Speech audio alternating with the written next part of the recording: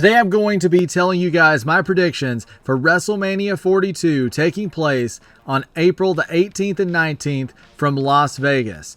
This WrestleMania has had a very controversial build, whether it be injuries, storylines, or even the returning characters like, let's say, Pat McAfee, who nobody wants to talk about right now. This build has been pretty wild, pretty chaotic, but I absolutely love a chaotic build, an unpredictable build to WrestleMania every single year. So let's break down the matches and let's get started and find out who we think is going to win, who we think is going to lose, and what some of the best and worst matches of this year's WrestleMania will be. Starting things off on night one, we have LA Knight and the Usos in a six-man tag match against The Vision and I Show Speed. This is the first match where obviously a celebrity is creeping into here, but hey, I Show Speed, funny guy, super athletic, not sure how he's going to do in terms of an actual wrestling match, but we'll see. The Vision seems like this is one of the categories that I was speaking of where the injuries sort of hampered a little bit of what we've got going on here. I think as far as I'm concerned, I would go with the Usos. I would go with LA Knight. But either way, this kind of feels a little bit like a match that you would get on a Monday Night Raw. So I would say just for a fun match, just a fun six-man tag, I'm going to say that LA Knight and the Usos are going to take the win here. Then we have Jacob Fatu and Drew McIntyre and what's bound to be an absolutely wild, unsanctioned match. So I've heard some people saying that this is going to be in the first hour, possibly on ESPN.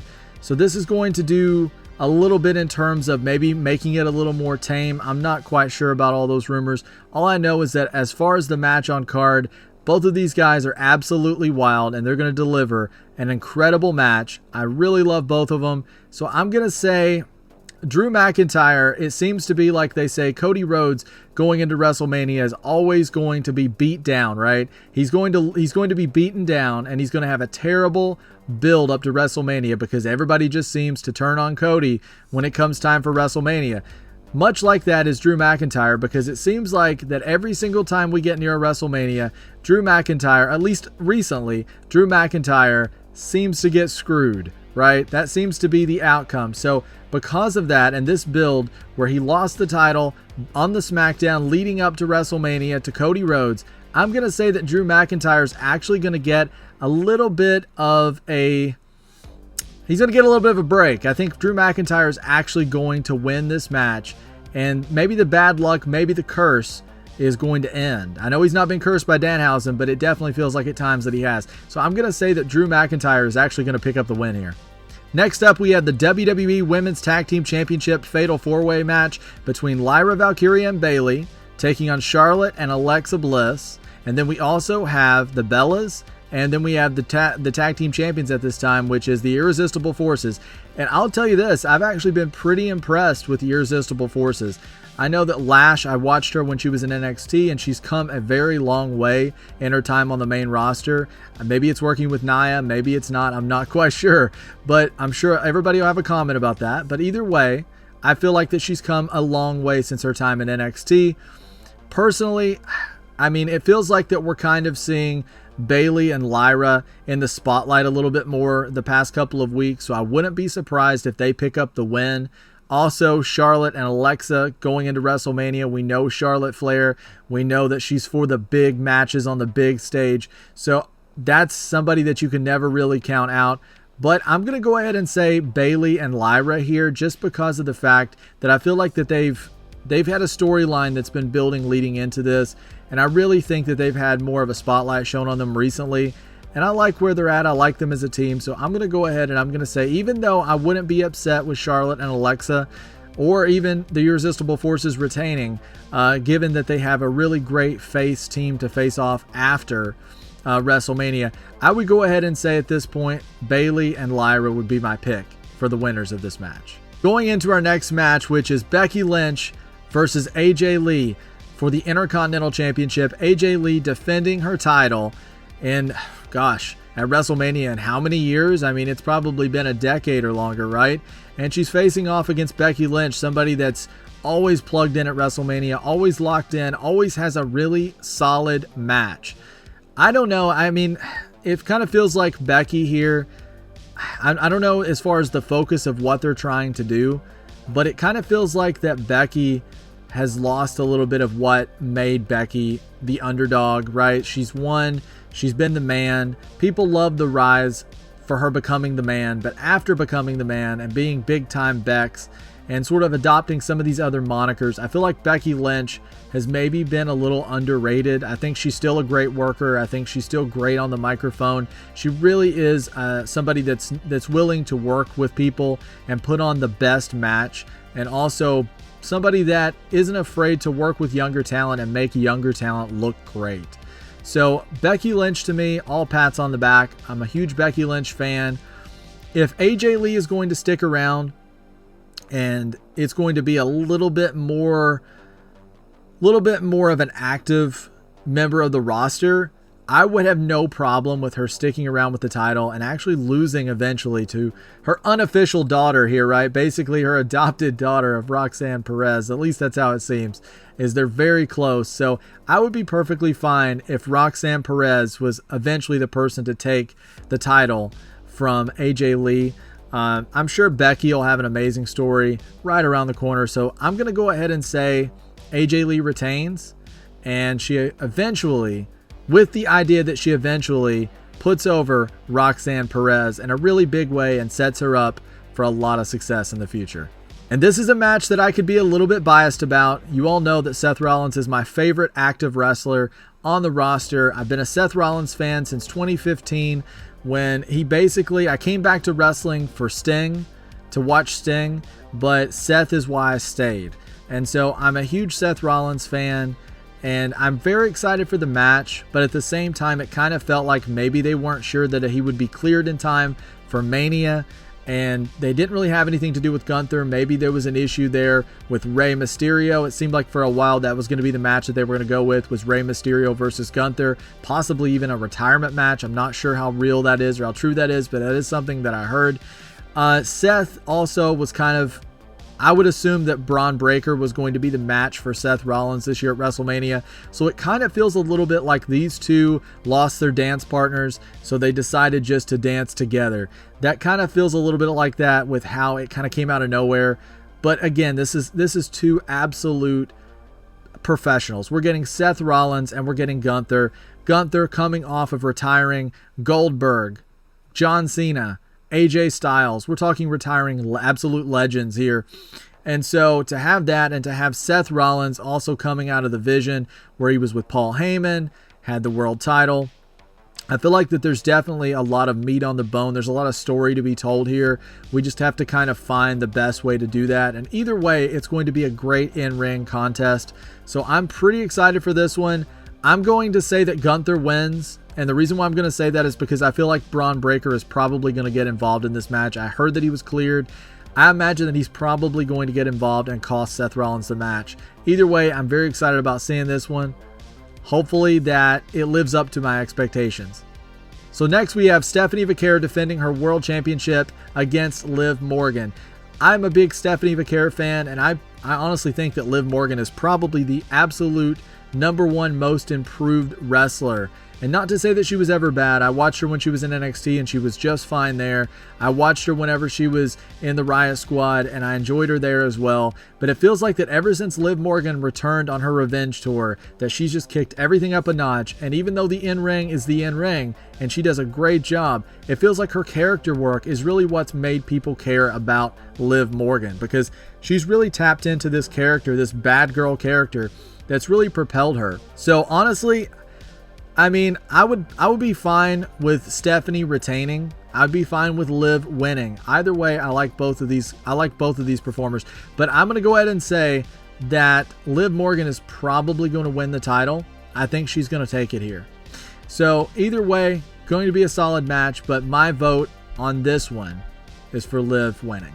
And that leads us to our main event of WrestleMania 42 Night 1, which is Cody Rhodes defending his world championship in a very personal match against Randy Orton with Pat McAfee in his corner. And I know a lot of people have a lot to say about this, whether it be TKO and their involvement in storylines, or whether WWE is giving too much creative necessarily to people who don't really know what they're doing in terms of like a Rock or in terms of like a Pat McAfee or some of the higher ups at TKO. I totally understand that ticket prices are astronomical, and some of the things that Pat McAfee said in his pipe bomb, let's just call it a pipe bomb on SmackDown, was that he called out a lot of things and he blurred the lines between what's real and what's not real. And I think that's always effective. You always have to do that with a pipe bomb. Personally, it kind of feels like that they don't have The Rock here, so it kind of feels like they have Pat McAfee, which I don't necessarily think is a equal substitute. No diss to Pat McAfee, who I think is making Randy more entertaining. I'm not a huge Randy Orton fan. I respect Randy. I like Randy. But in terms of wrestlers that I think are my personal favorites, Randy is not one of those. And I've said since this happened, and I know a lot of people were upset about it, but it feels like Pat McAfee can deliver a little more of a controversial take, a little more controversy, a little more entertainment value to a Randy Orton. And I'm assuming we're probably going to get a Randy Orton title run here. I think he's going to win number 15. I think Randy is going to walk away the champion, and then we're going to have this Randy Orton title run. And having Pat McAfee there in terms of promos, in terms of being a foil, helping elevate and get heat on Randy, who people are really generally, people have like a feeling for Randy. They enjoy him. He's a legend. He's been around for so long. So having somebody like a Pat McAfee there who's going to be an absolute heat magnet on Randy Orton, I mean, that could come in handy. I don't necessarily know that this is the match that I'm most excited for. I am a big Cody fan, but I do believe Cody is going to lose the title at WrestleMania. So that's enough for night one. Let's jump into night two and let's see what we have in store for us over there. All right, going into night two, we have a ladder match with JD McDonough, Dragon Lee, Penta defending his Intercontinental Championship, of course, Javon Evans, Rey Mysterio, and Rusev. And I've said on a lot of my streams recently, it's kind of funny having Rusev in this match, who's just an absolute powerhouse. And he's in a room with, or he's going to be in a ring with a bunch of performers that are just so quick, fast as lightning. I would have actually liked this match a little bit more if it had just been all luchadors. Like if you would have had both of the El Grande Americanos, maybe Axiom, maybe even Rey Fenix. I think this match would have been just a little bit more exciting in terms of the packaging for me personally. I've talked to other people who do not feel that way, but out of everybody in the match, I hope Penta retains. I'm a huge Penta fan, and I feel like he's worked super hard going into WrestleMania. He's been on all the shows. I mean, Penta has this, he has this aura, he has this vibe, and when the entrance hits, you know that is an A+ entrance, but when he gets in the ring, he lives up to that entrance every second. So Penta, huge star. I hope he retains, and I think also we're going to see some really cool stuff out of Javon Evans, out of Dragon Lee, who we know is awesome, and Rusev being the powerhouse in here is probably going to stick out just a little bit more than he would in a typical match, because he's going to be physically so much more dominant and so much bigger than the other competitors in the match. So I'm going to go ahead and say Penta is going to retain. That's who I want to win. It may not be him, but he's who I want to win.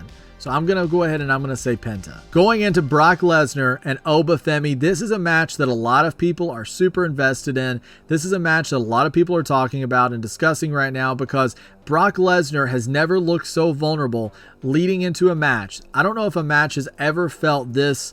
So honestly, I don't know if this match has ever felt so unpredictable, in the sense that mostly with a Brock Lesnar match, we know we're going to get Suplex City. We know that we're going to get the F5. So it seems like with this match, we may be getting two absolute powerhouses hitting each other with the biggest moves that they have. Honestly, it sounds a little bit like a Goldberg match, right? We've seen the Brock Lesnar Goldberg matches where it was basically just a finisher fest, and then we just hit the big moves, and then we went home. I highly expect this is probably going to be the first match of night two. I would assume that Brock typically first match on the card, whatever card that he's on. I'm going to go ahead and say that Obafemi is going to win here. I think that there's so much to gain with Oba, especially after last night on Monday Night Raw. He delivered a promo that was just unreal. I mean, he did an absolutely amazing job, especially standing across from somebody like Paul Heyman and delivering such a impassioned promo that made me believe the fact that he is a star, that he is going to win the world title. I don't really want to see, if we're building Oba off the fact that he is powerful and that he's the ruler, he's the conqueror, right? If we're building that, and that's the storyline, and that is the gimmick or the character that we are giving Oba, which is an absolute dominant force, I don't know if, in what is probably going to be his absolute biggest display on the biggest stage at WrestleMania, that we should have him lose to Brock Lesnar. I just feel like that for Oba's character, Oba needs to win this match. Going forward, he has far more to win and far more to lose here than Brock Lesnar. Brock is a made man, probably retirement, not too far off for Brock Lesnar based on some of the things that I've heard. So I'm going to go ahead and say Oba Femi here needs to take this win, needs to run with it, and needs to conquer the Beast. All right, so going into Sami Zayn versus Trick Williams, this is a match that I wish was a little bit different, right? Hear me out. I'm a Sami Zayn fan. I like Sami Zayn. I think that Sami is at his absolute best when he's the underdog, and you're rooting for Sami to win from the very bottom, right? He's somebody that is fighting and he's punching up and he's trying his best to overcome whatever obstacle has been put in front of him.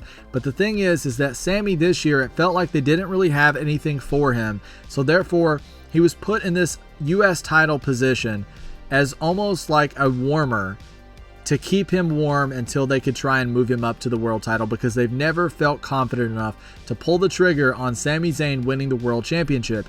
However, Melo has done an absolute wonderful job as U.S. champion. He's been putting on great matches every single week in these open challenges, especially with Ilya Dragunov, and I've had a blast watching some of these matches. And I was really excited, given the history for any of the NXT 2.0 fans, the history between Trick Williams, who is an absolute bona fide star in every sense of the word.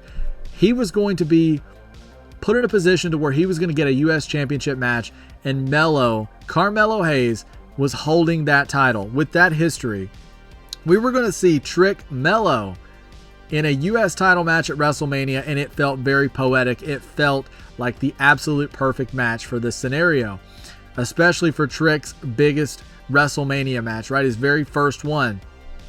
But I am not a huge fan of now we're getting Trick and we're getting Sami. That match doesn't have the depth. It doesn't have the history of Trick and Melo. I think it'll be a good match, and I wouldn't even count out Melo actually getting involved in some way. It could happen. But I think Trick Williams is going to win the U.S. title at WrestleMania. All right, so we have Jade Cargill and we have Rhea Ripley. Jade is going to be defending her Women's World Championship against Rhea, and what's going to be almost like the Brock Lesnar Oba Femi of the women's roster here. Two of the more dominant women on the roster. Jade not quite defended her title as much as what some naysayers would say that she should have. Rhea Ripley feels like that maybe she's cooled off a bit compared to the heights of the Judgment Day when she was with Dominic Mysterio, Damian Priest, and also with Finn Balor. I don't know, it kind of feels like that this may be Rhea's chance. I know that Rhea is just one step away from being right at the very top of the card again, and Bianca Belair, not sure where she is in the future, but in terms of, I'm sure that we're going to get that Bianca and we're going to get that Jade Cargill match in the future. So I'm going to go ahead and say that Rhea Ripley wins the World Championship in this match.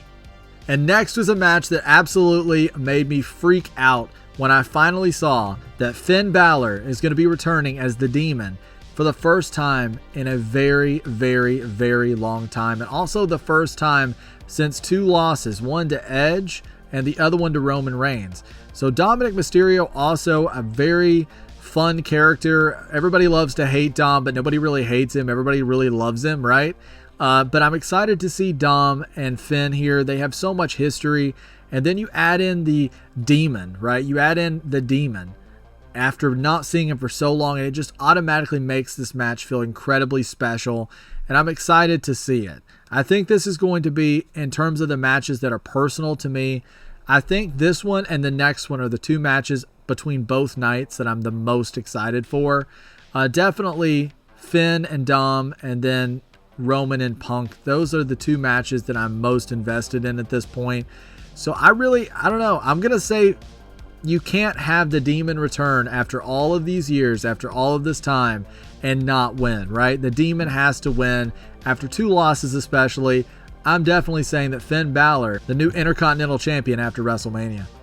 And what is sure to be an absolute classic, we have Roman Reigns going up against CM Punk. CM Punk defending his World Championship in the main event of Night 2 of WrestleMania. So leading up to this match, I have to say that Roman Reigns has, just since 2020 has basically projected himself into most people's minds as an absolute legend, and a legend in the making, a legend right now. Either way, Roman Reigns is he's a legend, and CM Punk is also a legend. So this is a match between 2 legendary characters in WWE's history. So I feel like that CM Punk really has, most people who come back and they sort of have they sort of come back out of retirement, or they come back and sort of have like that part-time role. They don't quite invest as much as what CM Punk has. CM Punk has wrestled matches on Monday Night Raw. He's defended the title on Monday Night Raw. He's wrestled at most PLEs, it feels like. CM Punk has definitely been an active part of the roster. There's not really been any part-time notion about him. He's either delivering a promo or he's having a match. CM Punk is pretty much at every Monday Night Raw as a workhorse, and I have so much respect for the work that he's put in this title reign, and it really shows just how much he really is invested in what he's doing in WWE right now. Roman Reigns is a guy that just elevates anybody that he works with and elevates any title that he holds. He's bigger than any title that he holds. But if Roman were going to be back, like I said earlier about AJ Lee, if he's going to stick around for a while, dig his heels in a little bit, and see what he can do here, I would be perfectly fine with Roman Reigns winning the world title. We've seen what a world title reign with Roman Reigns is like. It's entertaining. It's one of those things where he elevates the talent that he works with. Even though they're losing, you still feel like that talent has went up a peg on the ladder just from working with Roman Reigns. But I'm going to go ahead and say here that if that's not the case, and he's not going to be a more full-time, and I'm not saying he's going to be wrestling on Monday Night Raw, so let's get that out of the way. But if he's not going to be performing at most of the PLEs, and he's not going to be open, he's not going to be on the shows, doing promos, doing opening segments, doing closing segments, I would rather CM Punk just hold on to the title and continue this reign until someone coming up the card can take the title off of him. I just think that CM Punk has just put in so much work with this. I'm very happy to see him in the main event of WrestleMania. I'm going to go ahead and say this is a tough one.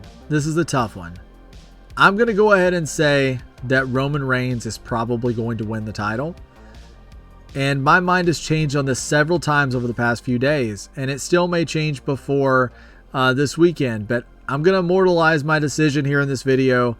I'm going to say that more than likely Roman Reigns is probably winning the title, but I am perfectly fine with CM Punk winning. I love Punk. I really think he's put on a great run, but with TKO and the decisions that they're making right now, I just have a feeling they're going to put Roman Reigns back in that top spot. Those are my predictions for WrestleMania 42 in Las Vegas coming up this weekend.